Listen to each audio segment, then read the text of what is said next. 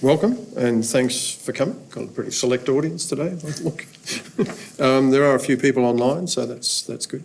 So I'll just very briefly then introduce Youhong. He's a professor in crop physiology at Anhui Agricultural University. He's been there since 2015. Prior to that, he actually had done a PhD at, well, he'd done a PhD at CAS, China Academy of Sciences.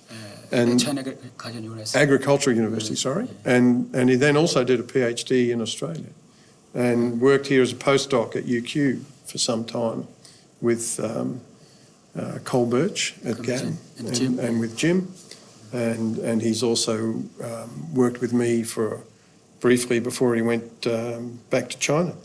So he's now established as leading a group in Anhui looking at crop production issues, and so I'd be very interested to hear his talk on the challenges there today. So over to you, Youhong. Okay, thanks, Graham. And right. Okay, today I'm going to share some research about sustaining crop production in North Anhui. And maybe you're not sure where is North Anhui. I will show later on the map. And because I have just been back for like a few years, not so long, so mainly on challenges and opportunities and collaborations. It's not much on final conclusions yet. So as Graham gave a brief introduction, just quickly go through since 2015, pick up a position there, and at the same time I keep sort of associated with UQ, and for more collaboration. So get PhD physiology, modeling, and then biology. So I have more than 10 years Australia research experience, and in UQ and Newcastle. So my goal is to sustain crop production in semi-arid area, like China or the world, using multidisciplinary knowledge, and also very importantly to me, second one is develop agricultural research, robust collaborations between China and Australia. So now we look at the rate talk. It's sustaining crop production. When you look at the figure shows China food production over years. In general, you can see there's a continuous growth, but it has big drop because one is national disasters next 3 years, and this one is industrialization competition in China because we have quickly development in such a time. And also the people compete for the land, so use it for industry a lot. And suddenly we realize the food not enough, and then change a little bit. So in general, over the years, from People's Republic of China founded 1949, and we have population for 5 billion is too many to Australia. So like here we have 1.38 billion. It's like roughly 8 times for Australian population. So this we have roughly 3 times the population increased, but the food from 100 million ton to now 600 is 6 times. So per capita we have sort of doubled the food. So in China it's no more hunger. In general we're pretty well in this. And also since now, from now probably get more stabilized. So it's no more big increase. It's very hard now. Now I explain why.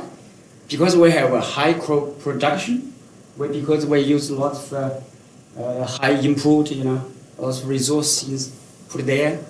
Whatever it takes, as long as they sell the crop production, but many problems comes up. So we have a high production, but we have very compromised quality and very low commodity. So normally we produce a lot of foods, many of them to go warehouse, we're going to store there. so no one going to buy it. And also we imported food much more than before. So from like USA, from Brazil, even from Australia as well, for many crops. And also this development of high production caused the underground water exhaustion. You know, like in some region, it's near Beijing, in Huaibei province, it's very close to Beijing. It's over 100 meter underground water level. So it's very difficult to develop agriculture. And also we use up water for our, you know, future generations and descendants. Same time, we'll use lots of fertilizer. You know, they chasing the production. They didn't, you know, use optimized the fertilizer, particularly nitrogen. We know more nitrogen, more food, you know. They overused. They cause the soil acidic and the soil water, and therefore pollution. It's very serious in China. It's hard to find really clean water like Australia. So we also big worry of this. Apart from a bit of air pollution as well, particularly in big city. And also we use lots of pesticides, you know, herbicides. So this cause residue and cause some food pollution and you know, food safety worries. So we cannot do this anymore because resources, you know, used up and not sustainable. So in 13th five-year plan, I'm just getting back, very lucky, getting back in 2015, because this every 5 years they have a new plan, lots of investment. So I'm right at the time, actually, opportunity, there are lots of grants because of that. So for 5 years, sort of like a plan, we start from 1953, every 5 years again, you know, with a new plans, you know. So now for agriculture, we have new stages. So we cannot do this anymore. We switch to chasing quality and marketing based. So it depends what you produced. You can be sold to someone, to, you know, to company, you know, whatever, to the people. And also we switch from a high resource input and to sustainable way, and we call it green way. And before it's limited the innovation, you know, because you just put resource and production pretty much easier. And now we need to switch to innovation driven. And also we have lots of people have education from Western, and now it's you know, more look at the quality. And so for funds, for grants, no more this way, this side. Normally we all based on this. So it's criteria. So you get how good you are in this part. So now we look at China. I mentioned Anhui. Anhui is just here. We have roughly 20-something provinces. I'm not exactly sure, 29, 28. So roughly 20-something provinces. And so this is the area. So a little bigger than Australia. It's 20% roughly larger than Australian land area. So it's top 5 in the world. So in this side, it's pretty much like Australia. The western side is extremely low rainfall, roughly 200, 300 millimeter annually. So in many places, the desert area, like this region. Not many people around, not much agriculture, or dry land, very, very dry land. So this is another line. It's called we call it Hunan. They discovered this phenomenon like in 1935 something. And this region, this east side, like Australia east side, they have, you know, nearly half land, but I have majority of people this region, very active, busy region here. So we have 6 provinces can produce enough food, and also can supply to other provinces. And this region used to be agricultural based as well. But since industrialization, they switch, not much agriculture happening in this region. And mainly these 6 provinces, we call it this is Huaibei region, There's 3 major provinces, and it's very important food production area. And also northeast China, this region, normally they grow very good rice here, good quality rice here. And this region, if you look at Anhui province, this is Anhui, small like here. It's like a small country, like European, like France or Germany. So this area. So you can say it's east side, but it's transition between north and the south, sort of like in the middle of the south and north. So because of that, so very complicated the weather condition. So we have a dryland, some have dryland, and a paddy field, and we have a drought and a waterlogging. We have heat and chilling, all sorts of natural disasters happening in this region. And also we have one river going through, is marking north or south. I'll talk about it a bit later. So this is Anhui map. So Anhui is not easy, not very difficult for agriculture, but it's very good for doing research. You can have all sorts of agricultural disasters happening there. You just test up there. It's very good for research. So this is 2 major railway, sort of like going through Anhui province. One is called Huang River. This is a marking. If you stand this side, they have a sign. You come to South China. If you stand this side, you come North China. So this is very typical, very important in China history before. And another one is Yangtze Railway. Maybe you all know. It's a very famous railway. It's come Nanjing and Shanghai and go to the sea, ocean.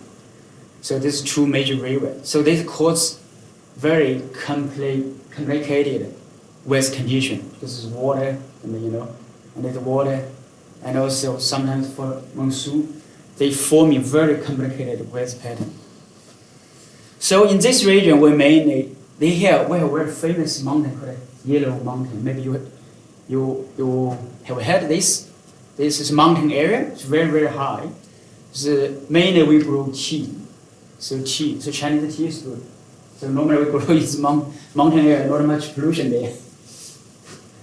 And also in this region, between these 2 railway system, this is tea. This is mountain area as well. This is also grow tea, and mainly here is wheat and rice. So because sometimes in dry season we grow wheat in winter, and in sort of wet season we grow rice here. So in terms of tea, we have 4 out of 10 best brands in China produced in this province, and also we have the best tea lab in China is in my university as well. This is state tea lab, biology up there. So in this part, because my background is more in dryland area, because working in Australia in Beijing, so mainly here. So that's why I come. Hefei is near here, so that's why I focus on this region. So this region mainly 90% is semi-arid, and this kind of soil is very sort of like a horrible soil, just 40 or 50 centimeter. There's very soil layer. And we have normally grow wheat and maize. Sometimes we have some soybean as well. I'll touch a little bit later on. So for wheat, we have 1.6 billion hectare. For maize, we have 1 million hectare. So here I talk about, share some information, getting you know China better. It's totally different from Australia. So it's typical national as well. So this is a year. This is June, and this is December, and this October. Here I'm marking these 2. June normally in China is summer, and this switch to autumn and winter. So normally winter season and the summer season, like that. So mainly we have maize and wheat. So to keep growing all the time. It's very difficult from Australia side. Why don't you grow something else? I will share more information. So sometimes we soybean, particularly this year, because I have some conflict with American. So so we got the government encourage people grow more soybean rather than maize. Soybean, I give some support, for each little unit. So more soybean this year. The other 1/3 of maize, 1/3, because soybean is very difficult to grow and the yield is very low and difficult for management and for mechanization. But maize is very easy. So normally this in October, normally farmers spend 10 days roughly. They sort of harvesting maize and sowing wheat as well. They use 10 days coming home from the city. And also for wheat as well, around 10 days. And we all use mechanization, no more labor like before. So it's pretty much mechanization. So plus some national holidays, maybe New Year, come back. The rest time, many of them is working in the city. We call it migrant working. Many things made in China, all from very lovely Chinese farmers. They're working up there, and they very low salary, but it's much better than they grow farmers because it's very limited land, not much profit. So majority income is from work in the city. So if you go countryside, maybe next time when you go China, I show you. The countryside in normal time is pretty much like the elderly, and also the kids. So the other people all work in the city. They're making for income. So this is the case. That's why we don't want to spend so much time in the farming. Not like before, like 30 years ago, 40 years ago. People all spend time in the field, but not anymore. So, what's like the crop production in North Anhui dryland? So this region is rainfall based. We don't use much irrigation. We have plenty of water, but it's not evenly distributed because in this region we were roughly 800 millimeter rainfall every year. And also we use cropping mechanization from straw retention. We have big machines as well. And we have it's much smaller than Australia. I went to field, I see it's much smaller than Australia. And from sowing, from management, from harvesting, all use mechanization. And this is very different from Australia as well. We normally have a family nearly half hectare per family. And now we have someone, because they cannot make enough benefit, so they stay in the city. They dump the field, and someone just leases the land and making up roughly, 40 hectares. Still quite small, like a hobby farm in Australia, quite small. But this is something we're going to work on for them because this is the future. They get more and more, and farmers like this. So for agriculture, it's better working for this kind of stuff. So also in the farm, you need a simple and effective farming system. You can use complicated one. At the same time, for them working in the city. So now we look at it, as I mentioned, it's very complicated. How complicated? We're from land to the sky to the weather. This is many challenges up there. So because of this soil, very shallow. If you dig the root system of the maize, it's very easy. You can just easily take out. Not like Australia, maybe very deep. Even in Beijing, the soil is much deeper as well. So it's no soil organic matter. The sand up there cannot hold in the water and sort of fertilize as well. So very easily cracked, a little bit dry, cracked. So normally this rotation here, and also very often we have abnormal temperature for cold stress, for heat stress, and also we have enough water for annual, but it's really uneven. Like this, I mentioned to Graham.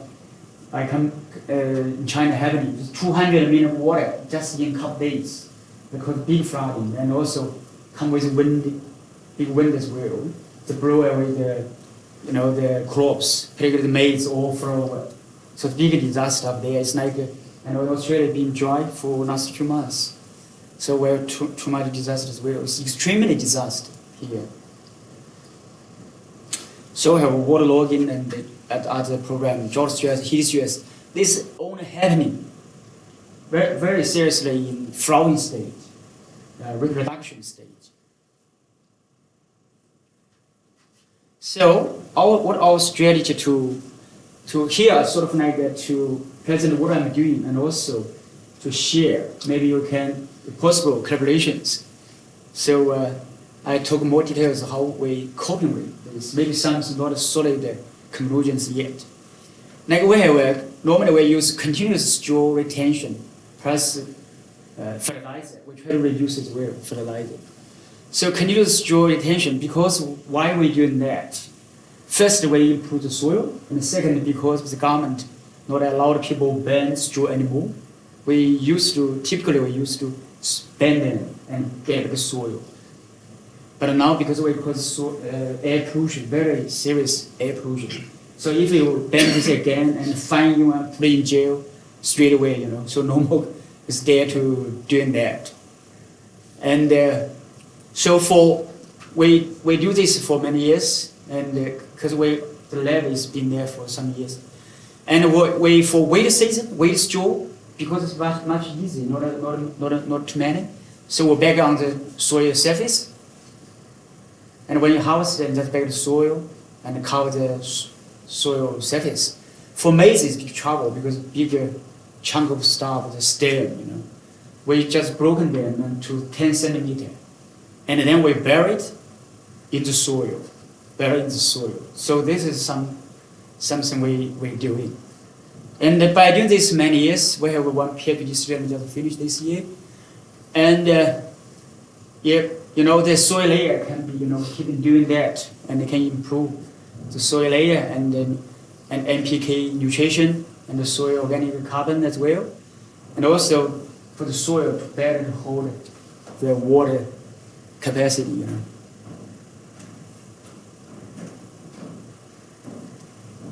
And also the straw retention bring new problems. New problems comes up. New issues. We have more disease because we use more, rotation crop. So it's a very serious. Got a Brazilian hybrid. He's got a FHB, and also another one is TKO. Because it's not my site, but I do some collaboration with people in this site. Because otherwise it could be damage. If it happened, the rubber sometimes organic, the quality organic, no one going to buy it. So this is not my field, so I wouldn't touch much here. So it's very big problem. It's poor seeding. The seeding is very horrible, So it eventually causes trouble for the yield. So the farmers wouldn't take out this retention. So what we're doing, just very simply, we use sowing water. People don't need, when they sow, it doesn't walk away. Here we use a little bit of sowing water to make the soil more compact. And also we adjust a bit of nitrogen to make this match the growth, the coordinated demanding and growth needs.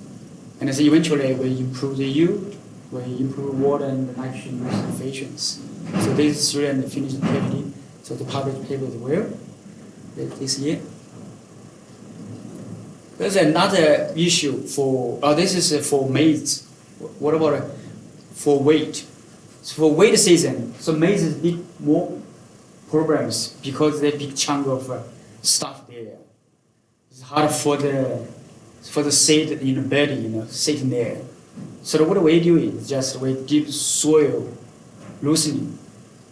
We use a machine, deep the soil, and also we use some decompositing inoculant, and to help degrade the straw as well. The material is eventually just cellulose, cellulose lignin kind of stuff. We wish to get a full, even and homogeneous and robust seedling, so it's good for following production. So another PhD is going to finish next year. So from the land, what about the sky and the weather, you know? From top to up, you can see programs how we can do it, but not finished yet. Just something happening. I should share with you people. This is on even seasonal rainfall, because sometimes drought stress, and sometimes flooding stress, some cold stress and heat stress, all happening there. So it's very difficult to do, you know, many stuff. It's better to focus a couple things. But for agriculture, for farmers, they wouldn't mind. What they mind is making me to get a good house. So for agriculture, agronomy, we're going to do both of them. So we need a big lab. So before I sort of like do the strategy, what we needed to categorize this area. So we have 6 site climate data over last 6 years. So I'm trying to do, we try to categorize this extremely weather pattern. People got no idea. So because Anhui province is sort of like Beijing, Shanghai, and Nanjing, you know, more connection with outside, and this place is start to coming up and working, look at its work. So they pretty much need more research in this region. So, and like people in Beijing, they don't understand, or Shanghai, they don't understand what's happening really in this region. They just maybe general touched, but in detail, they got no idea. So when I get there, I try to do more characterization because I have a modeling background. So I try to find the drought stress and the waterlogging, you know, and the cold stress and and the regular heat stress as well. So I take example because I haven't finished it. Maybe next time when I get good result, I share with you all. So for example, for cold stress, when in the springtime in China it's supposed to be temperature going up, but suddenly they can from 10, 15 degrees, some drop to 2 to -2. So it's frost comes on. So it's happens nearly every year. I look at the data. Now I'm doing the analysis. Look at it. It happens nearly every year, once or twice, even 3 times. It's caused big trouble. Normally in April, it's in reproduction stage as well for weight. So this is weight spring cold stress. Now we found 4 patterns. Like the temperature drop, and one day it's just coming back, second day coming back. And also there's another pattern, drop and then stay for a few days and then come back. Another pattern is slowly drop, it's not sharp. This one more trouble, and this one even drop quickly. And this one is better, you can adapt and quickly come back. Another one is stay for a few days and then come back. So generally we have found 4 patterns, but it happens in different years. So now we do this analysis. So hopefully next year we get a published this one. So now we look at real agriculture. This is for winter season and the year annual. This is the summer season. So for weight, and we grow weight from the time. And this is I mentioned. This is cold stress for cold stress this time. It's in nearly booting stage, so cause big trouble. And also after flowering, they have another problem. And the temperature rainfall very difficult, very complicated. We cause lodging problems as well. It's too much lodging as well, and heat stress, and also we have a pre-harvest sprouting there for weight, and for maize and soybean similar as well. Soybean is pretty much similar. When during seedling stage, here this season at this time is 1 month rainy season. This problem causes seedling waterlogging. I will touch for each of them how to tackle them from my lab. And also heat stress during flowering stage, pretty much this stage, very heavy, like 2 weeks. 2 weeks heat, it causes sometimes 40-50% of loss of yield. So now we look at some important stuff. We try to do some work for that. For cold stress, you can see the control normally looks like that. But if we had a cold stress in different stages, you can see sometimes on the top, middle, and the top, and the bottom, and even whole spike. So this is probably depends on the stage when the spike development. And it happened this year too. Early this year, it's very severe damage to the wheat industry. Some places in the Hunan province is getting nothing. They sort of completely removed and plant themselves because of this. And the next one, this is the lady is lecturer, young lecturer in charge of this program.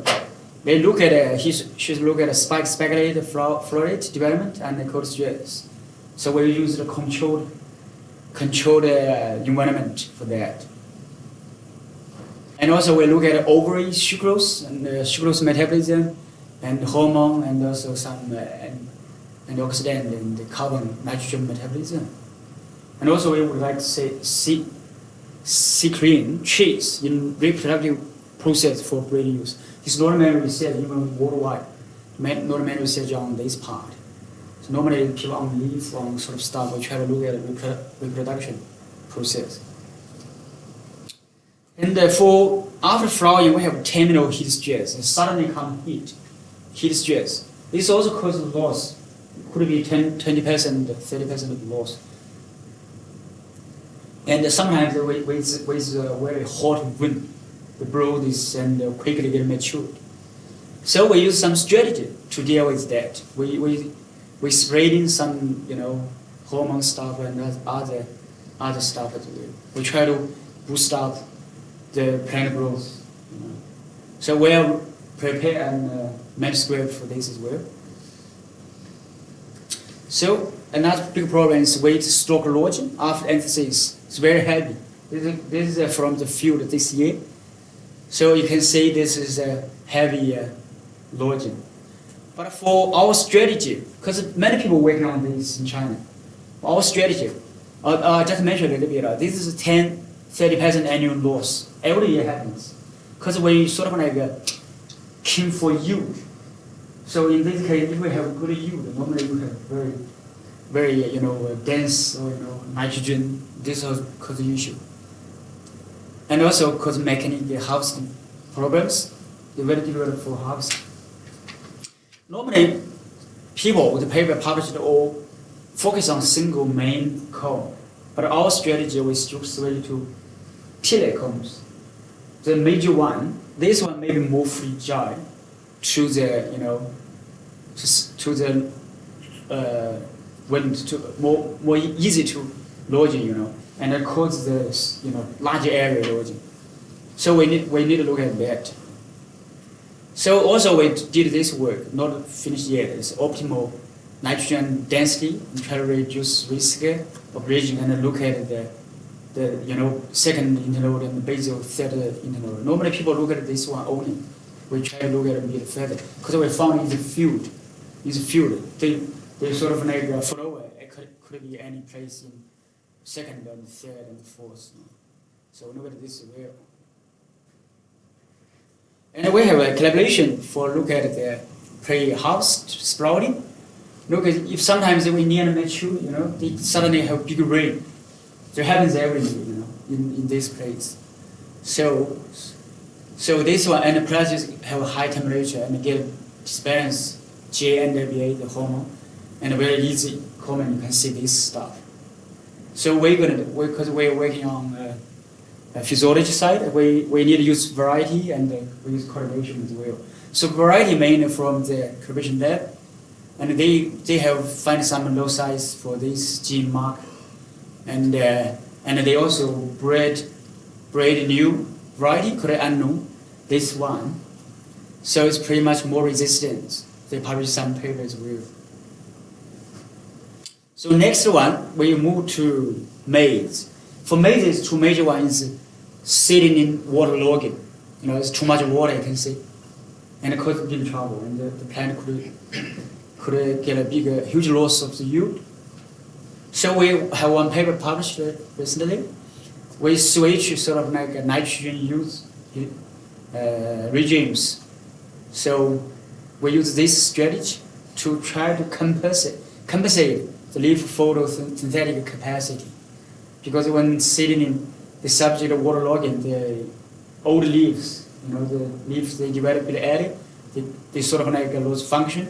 So we need to boost up the leaves come up later on. So, and also we continue to look at root system and shoot system correlation, how to cope in the waterlogging, this stuff. So another one is flowering heat stress for maize. So this is the drought heat stress coming together. The not separately, they coming all same time. It's very, very difficult. So normally we focus on, we work on in the drought stress, but now heat stress coming together. So normally this one is stricken by heat and drought stress. This is a cobalt taken from last year trial. This is the control, and this one you can see it's not many chemical abortion or failure of fertilization. So this kind of stuff. So we look at this, and this guy is a young lecturer. He's in charge of days. We understudy. We're writing a review about this wheel. It's nearly finished. So we look at sugar and hormone genes, how they control the reproductive tolerance. For physiology side, we need to find a way. We need to find a way for farmers to cope with the both stresses as well.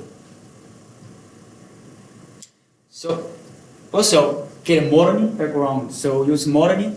So first for characterization for wealth pattern. And also we use model. I have one PhD student from Pakistan working on Epsom maize. And we first calibrate for local hybrids. For we have major hybrids adapted for local environment quite well, and the soil type need to calibrate. Different soil, different from garden. And we have try to use Epsom maize and weight. We start from maize and later on weight. And we need to account for major biotic stress, including drought, heat, and waterlogging. Also local program as well. So it's a big challenge here. So far, only not many modeling people in China. Maybe some in Beijing, Nanjing, but not many in my places. So I need to do more work, encourage people to start this side. And also, this is good for moderate scale of farming, for future. And also, we're working on function structure plant modeling. So we're also hosting a conference in Huaibei this year. So this is a function structure plant modeling for resource efficient use.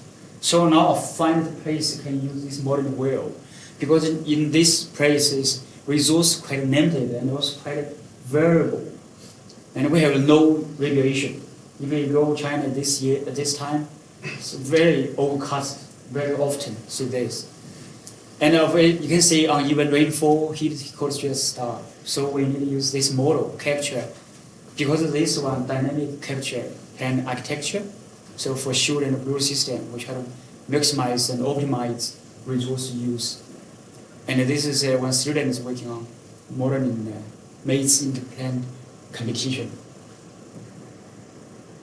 So as I mentioned, coming here is a part of my task and my dream to develop collaboration between China and Australia. And there's many places we can working together.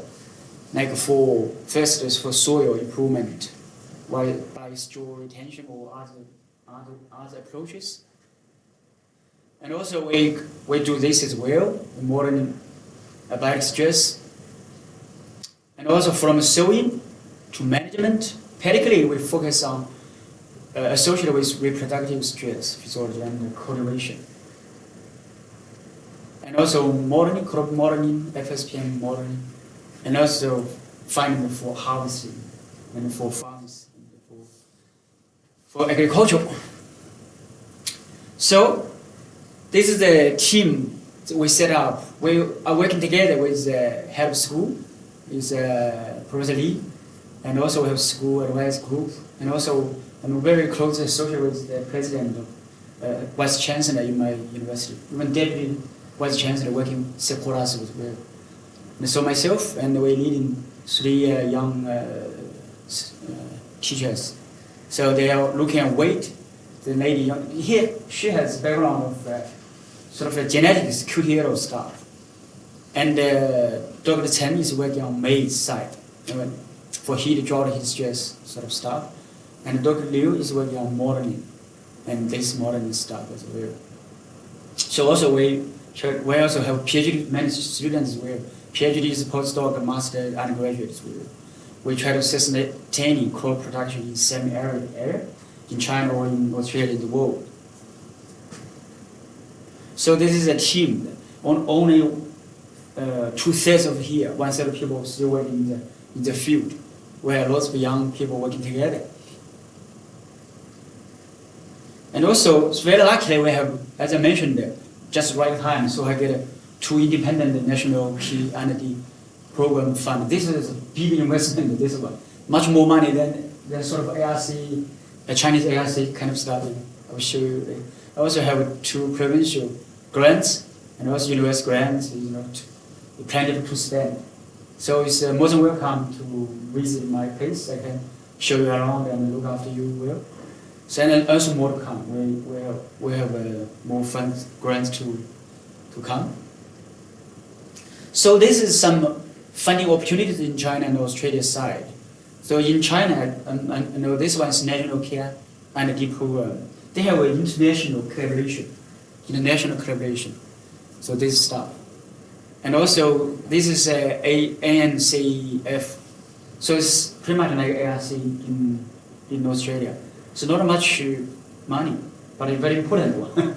And this one is heaps. This is important too. This is national one. This is heaps more, maybe 10 times than this one. So this also we have provincial funds in college international collaborations. We have from science, technology department, education department, and this one is very good too for foreign expat program. 3 years project, you can spend the whole year there or 2 months there, or depends your time, flexible. So this is good support as well. So in China also we get very intensive support for agricultural research. We don't have everybody funding at all. There's heaps in Germany because we have too many people. So first, most important thing is making people not hungry. So agricultural research always #1. Not like Australia, maybe medical science is the most important one. But in China, this is the most important. And also in Australia side, as I know, is Australia-China Agriculture Cooperation Agreement. They have some, it's not too many like before, because China is more developed than before. So more switch, this as well, switch to other Asian countries like Thai or Bangladesh or other countries as well. And I also have this one, but still on my province. I saw this support, my province. Yeah, we can do together. And this is the Q and the CAS, Queensland and the CAS collaboration science funds. And also we have flexible collaborations, like for senior research staff. If you have time, and you can do like a full-time or part-time, and a very international competitive salary, and national funding support is very big support as well, and uni funding support as well. Uni give you as well, so both sides. And if for area career postdocs, we have international competitive salary, normally 2 or 3 years fixed term. You can work both sides in China and Australia as well, and PhD as well. We have a decent scholarship and sharing time in China and Australia. Yeah, this one pretty much easy to do. I can hope organize this. You have a little bit lower than Australia, but in China everything is much cheaper. Expense much lower. You still get some saving you can take home, but it's very competitive and well respected as well in China. So yeah, that's all for my talk. Thank you very much for your attention. This is my field visit. We have lab in the field as well. Thanks for your time and welcome for your questions. Thanks, Youhong. That's quite a tour. Yeah, I think you've probably got all of the problems that we've ever had covered as well. So, are there any questions for Youhong?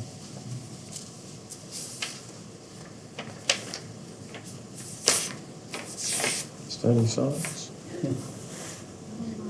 None online. Well, I had a general one actually about crop management and regulation of crop management in China. You'd mentioned there about the government sort of saying, oh, we need more soybean than maize. Yeah. So what incentives do they put in place to make that happen? And you also mentioned a couple of other things about like pollution with nitrogen and overuse of nitrogen. So how are these things managed at a farmer scale? So is the farmer incentivised to change practices somehow? How does that work? Yeah, this is the government inject money, like 200 Chinese money, Chinese RMB. We put one unit, you know, the 200 number. So you encourage farmers to grow more, so you can get benefit, and then to support the government needs, some company needs. So for farmer self, maybe not much motivation to do so, because they need to spend time to work in the city. So it's reluctant to do that. So the government gives some propaganda, inject some money. So you're doing that, and we buy your stuff. So to cope with the conflict between the commerce between China and America this time. So is there a fixed price for the grain? Fixed. It also depends on market. So it's normally market, it's much higher. But we much higher, maybe double the price, maybe 3 times of the maize or wheat. It's much higher, but its yield is very low, very much lower. Maybe 1/3 or 1/5 of maize. So people, eventually didn't get good benefit. So the government encouraged them to do so. Some people can get some cash straight away. You will have a hectare, you for the 3,000, Okay, so just for planting soybean. It's encouraged, but as farmers, you see. What about nitrogen fertiliser? So how does one, how in that system does one encourage using less fertiliser? This way is difficult to switch. People get used to do this way. It's a simple way, but now it's not much sort of like strategy used to stop them use that. But just we have in the province, in the county, local place, we have some scientific people work there, scientific officer. They're going to sort of like talking to them, try to reduce use nitrogen, because you have enough. If you get too much, you get your weight and make lodging. So try to educate them. This is pretty hard because it's only elderly people or someone not educated people stay home. It's hard to accept. So this takes time, and that's why maybe it's a more modern, moderate scale, the medium scale maybe makes better. Some professional farmers will take up the role. We have training students to become future farmers in university. So do the farmers have to, presumably they have to purchase the fertiliser? Yeah, of course. So there's some incentive. Very expensive. Yeah, so the farmers and very little. They complain as well. Because the fertilizer is expensive, the labor expensive, mechanization machines expensive. And they need this investment. And eventually because they have free labor, so they make some profit from it. Yeah. So this is some issue. We need to switch to encourage a big scale. If too small, it's very difficult. Someone, if they're working hard, they make the field looks okay. Someone even dump, someone even never look after. So makes a very, very big waste. Yeah. Okay. One would have thought they'd have an incentive not to use so much fertiliser if it. It's hard. If it costs them, but maybe they just are not going to change their practice. Oh yeah, it's hard. Yeah, for the nitrogen price is still very high. Because we use the store retention and also some nutrition accumulate. So we also encourage to reduce a little bit. reduce the meat to hope to plan to get a same profit. Yeah. Okay. Yeah. Well, thanks very much for your tour of Anhui province. That's pretty informative. Yeah. So if any of you want to catch up with Youhong, please do so. He'll be around for how long? Yeah, a couple of weeks. Couple of weeks. Couple of weeks, He's visiting for a while. Yeah. So join with me in thanking Youhong for his talk. Thanks very much. Thank you.